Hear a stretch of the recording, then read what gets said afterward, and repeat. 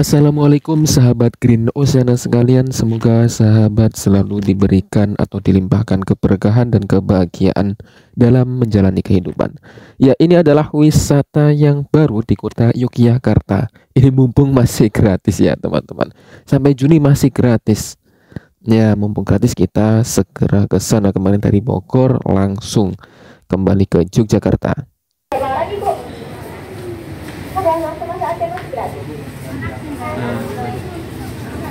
Jadi ini benar-benar gratis ya teman-teman atau sahabat sekalian.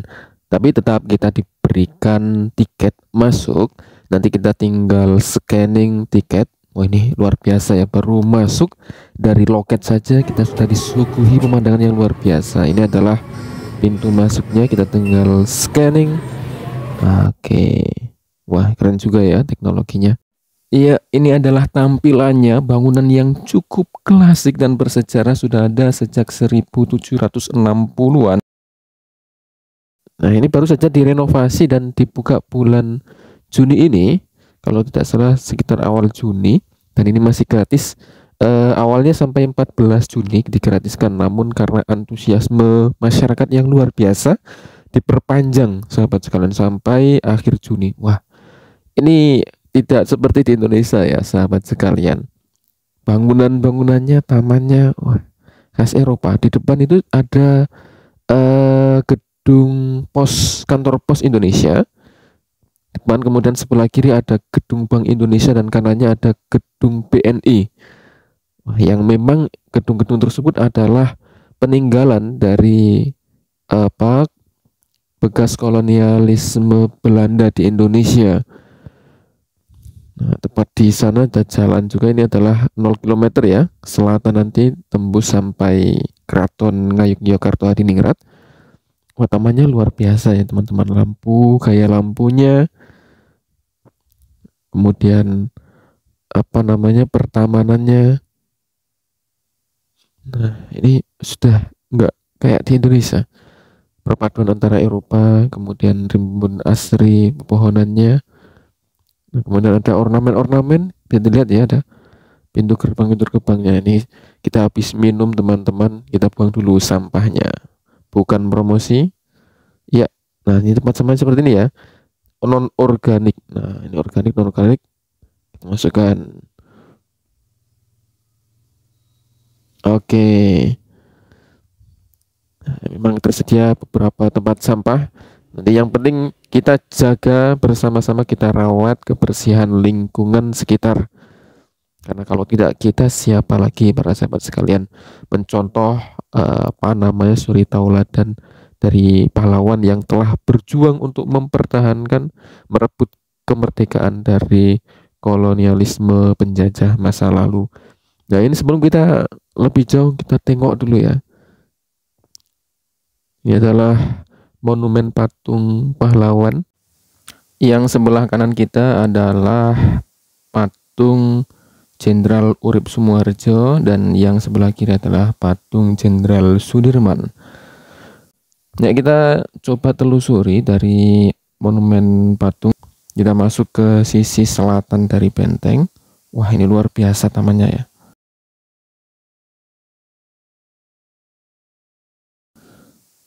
Keren sekali teman-teman. Asri bagi teman-teman yang ingin jalan-jalan sore, mumpung masih gratis ya, bisa duduk-duduk sembari menikmati udara segar.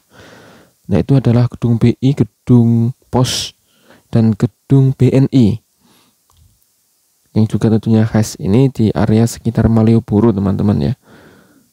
Tadi 0 km. Nah, ini kita menuju sisi timur dari benteng Frederiksberg. Dan ini adalah tembok selatan yang ada di kiri kita.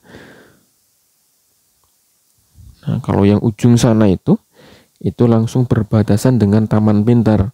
Para sahabat sekalian, Taman Pintar, lalu ada shopping center, buku ya. Kemudian juga bisa tembus nanti ke kiri ke Progo dan melingkar nanti ke Malioboro. Nah, ini kita menuju jalan masuk. Di sini juga lengkap ya fasilitasnya, ada kafe, kemudian ada diorama, kemudian ada edupark juga nanti bagi teman-teman yang membawa putra putri panjenengan. Nanti jangan khawatir, ada area bermain.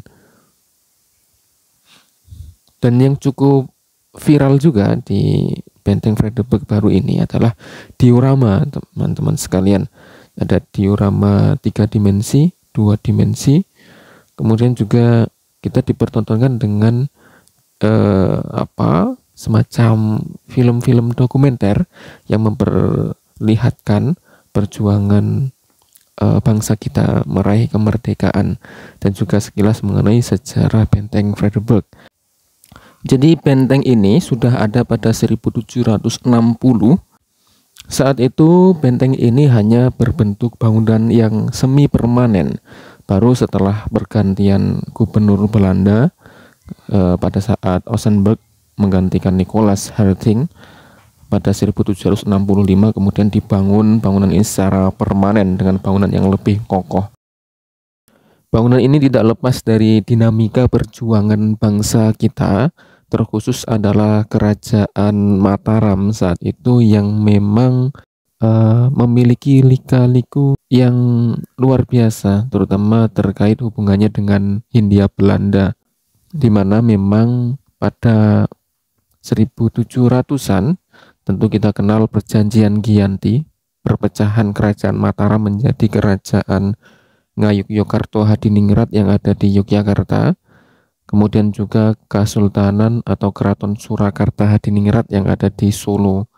Nah, kemudian juga kita ketahui bersama nanti gelarnya juga berbeda, teman-teman sahabat Green Oceana. Kalau di Yogyakarta gelarnya adalah Hamengkubuwono.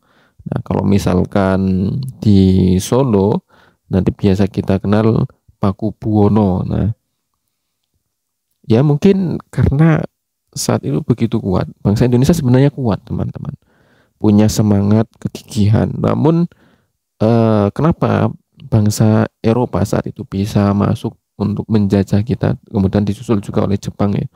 Mungkin karena memanfaatkan dinamika politik yang terjadi di internal bangsa kita sendiri dalam mereka memecah belah keutuhan ya, integritas bangsa. Nah, sehingga mari kita kuatkan lagi persatuan, persaudaraan kita. Nah, ya perbedaan pasti ada, teman-teman, tapi ketika kita selalu menekankan lebih banyak persamaannya daripada perbedaan, ya kita lanjutkan. Nah, ini luar biasa pemandangannya. Di depan adalah Jalan Malioboro, tadi itu taman yang ada di di belakang pintu masuk. Nah, itu kita bisa melihat ada semacam parit ya yang dulu mengelilingi seluruh benteng, namun beberapa sisi telah ditutup saat ini. Sehingga itu adalah mekanisme perlindungan ketika ada serangan dari luar, harus melewati parit terlebih dahulu. Nah, ini adalah monumen serangan umum 1 Maret ya. Ya, monumen serangan umum 1 Maret yang berbentuk gunungan tadi seperti gunungan wayang. Ini sudah masuk pada area teras. Nah, ini kayaknya seperti kafe ya, teman-teman sekalian.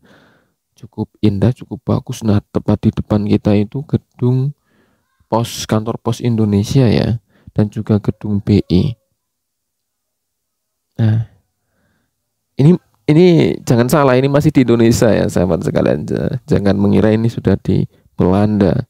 Ini keren karena memang kayak ornamen, suasana, kayak bangunan ini adalah kayak bangunan saat itu, kayak bangunan Belanda.